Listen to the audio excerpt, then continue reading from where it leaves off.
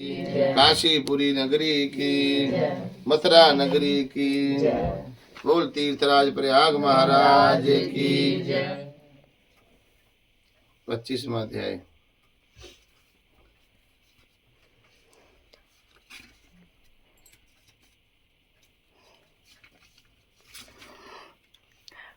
शुक्राचार्य जी कहने लगे, हे राजन बलि, विष्णु तुम्हारा राज्य लेने के लिए अदिति के गर्भ से जन्म लेकर तुम्हारे यज्ञ में आए हैं, सो तुम इनको कुछ पथ देना। हे राजन, मेरा कहना मानो। नीति शास्त्र का कहना है कि अपनी बुद्धि से गुरु की बुद्धि अधिक लाभदायक होती है। तब बलि कहने लगा, गुरु जी, आप मुझे धर्म की शिक्षा क्यों देते हो? घर पर आए हुए याचक को दान देना राजा के लिए अत्यंत धर्म की बात मानी जाती है, और यदि स्वयं विष्णु भगवान याचक बनकर मेरे द्वार पर आए हैं तो इसके बराबर मेरे लिए सौभाग्य की क्या बात हो सकती है। मैं जितने भी यज्ञ करता हूँ केवल विष्णु की प्रसन्नता के लिए करता हूँ, इसलिए यह बटुक जो भी मुझसे मांगेगा मैं अवश्य दूंगा। इतने में वामन भगवान राजा बलि के यज्ञ मंडप में आ गए। तब बलि ने आर्दादी देकर उनका यथोचित आदर सत्कार किया, फिर हाथ जोड़कर खड़ा हो गया, कहने लगा, हे नाथ, मैं कृतार्थ हो गया हूँ जो आज आपने यहाँ पर आकर दर्शन दिए। अब आज्ञा दीजिए, मैं आपकी क्या सेवा करूं? तो आपका सेवक हूँ। भगवान कहने लगे, हे राजन, हमको तप के लिए 3 पग पृथ्वी चाहिए।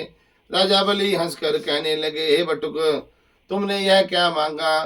कुछ धन ग्राम कोई शहर मांग लेते। वामन जी कहने लगे, हे दैत्यराज, मुझको किसी प्रकार का लोभ नहीं है, मुझे तो इतनी ही भूमि चाहिए जिससे मेरा कार्य सिद्ध हो जाए।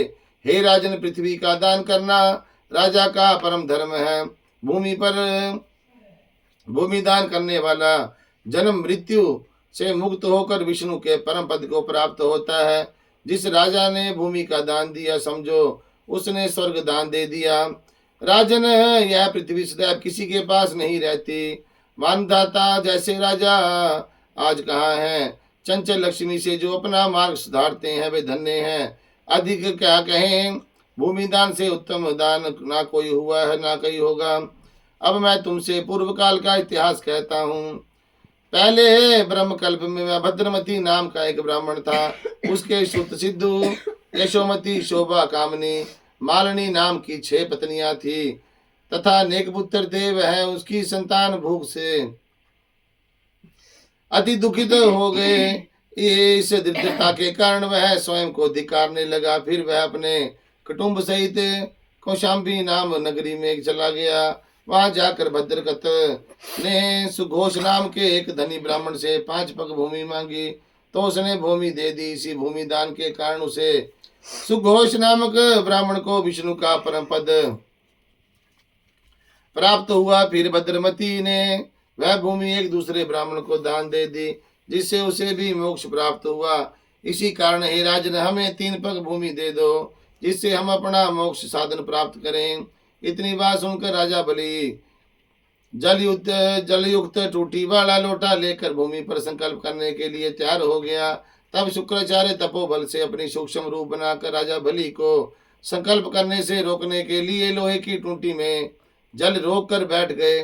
वामन भगवान शुक्राचार्य के मन की बात जान गए, अतः उन्होंने एक तेज अग्रभाग वाला कुशा लेकर उसे लोटे की टूटी के छिद्र में डाल दिया, जिससे शुक्राचार्य की एक आंख फूट गई।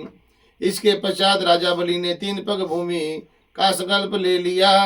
उस समय भगवान ने विराट रूप होकर ब्रह्मलोक तक बढ़ गए। विराट रूप भगवान ने 2 पगों में सारा ब्रह्मांड नाप लिया।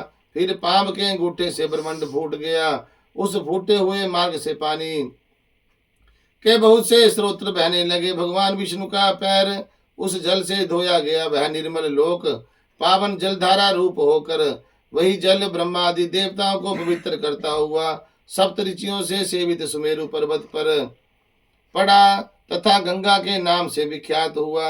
इस दृश्य को देखकर ब्रह्मा आदि सब देवता और ऋषि मुनि स्तुति करने लगे, हे सबके स्वामी अनंत मूर्ति, आपको नमस्कार है। इस प्रकार स्तुति सुनकर भगवान ने सभी देवताओं को उनका अपना अपना स्थान दे दिया और बलि को रसातल में भेजते हुए उसको वरदान दिया कि अग्नि में बिना मंत्र के जो हवन किया जाता है तथा पवित्रता के कुपात्र को जो जान दिया जाता है या हवन किया जाता है वह सब बलि को प्राप्त होगा। इस प्रकार भगवान ने देवताओं को सुंदर स्वर्ग तथा बलि व अन्य दैत्यों को रसातल दे दिया। इतना सब कुछ करके विराट रूप भगवान वामन रूप हो गए। तब देवताओं तथा ऋषियों ने भगवान की स्तुति की।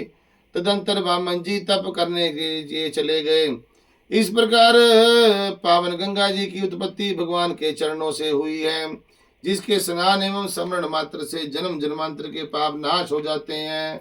बोल गंगा मैया।